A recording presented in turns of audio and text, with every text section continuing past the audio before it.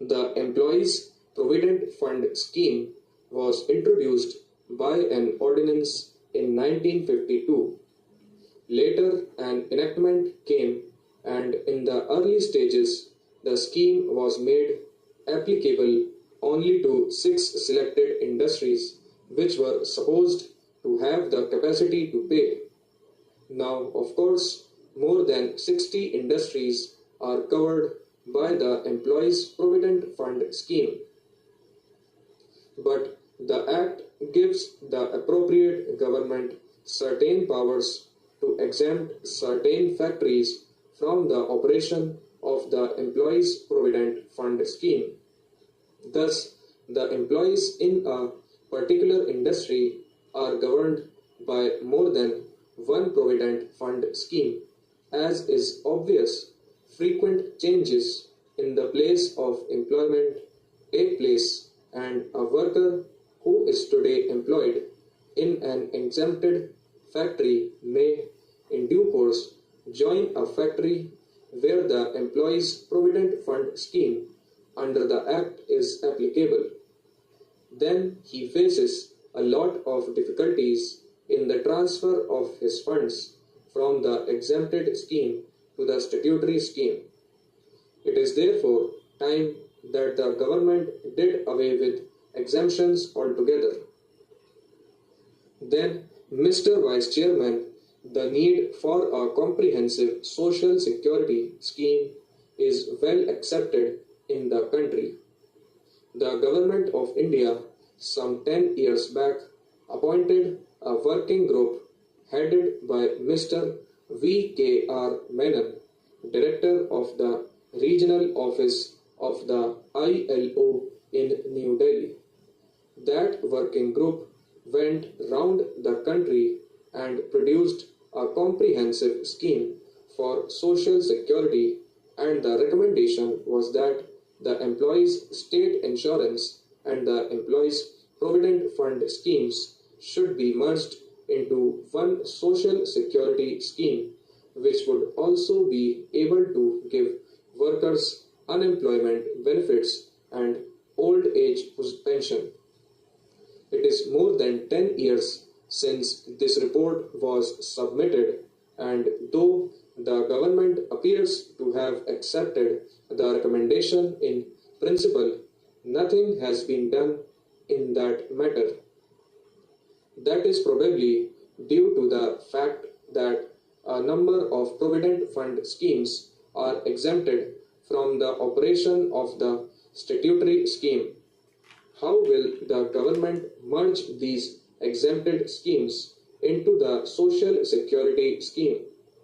So, if the government are serious about merging the employees' state insurance and the employees' provident fund schemes, it is time that they did away with exemptions.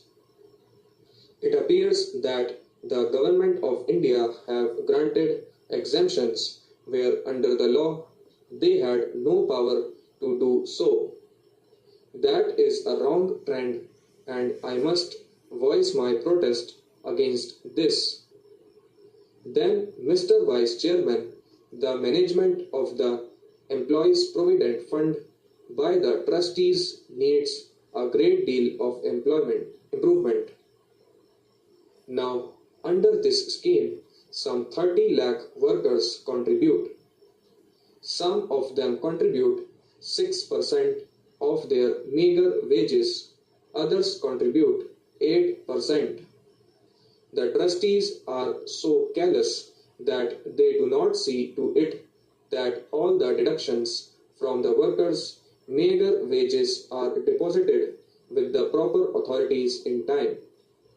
The result is that lakhs and lakhs of rupees deducted from the workers' wages as their contribution to the provident fund schemes are not deposited with the provident fund authorities or appropriate authorities. The employers are allowed to convert the workers' savings into their working capital. It is the business of the administration, it is the business of the trustees to see that every rupee deducted from the workers is deposited with the appropriate authorities within the time limit laid down under the rules. What we find is that there are penal provisions, but those penal provisions are not enforced, and employers are allowed to convert workers' savings into their capital. That is highly undesirable. It is also harmful to the workers because unless the money is deposited with the Provident Fund authorities, workers' accounts do not show the contributions deducted from them. The result is that in some cases where the regional directors of the Provident Fund scheme are honest and straightforward, they issue to the workers their account slips without showing the amount due from the employers.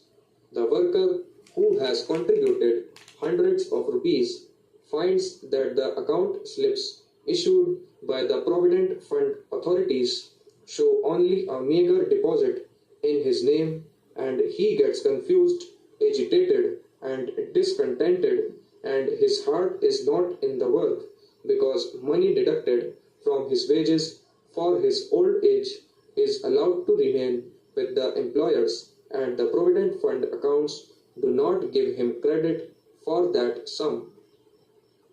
Where the regional directors and regional accounting officers are not so honest, they do not issue account slips to workers for years together, and the worker is kept in the dark about the size of his amount in his Provident Fund merely because the employer has not contributed the worker's share and his own share is with the Provident Fund authorities. All this goes on, but the Provident Fund authority or the government does not prosecute or does not send to jail the defaulting employers. The Provident Fund scheme was introduced to give the worker a sense of security, a sense of feeling that something is being collected for his old age and his children.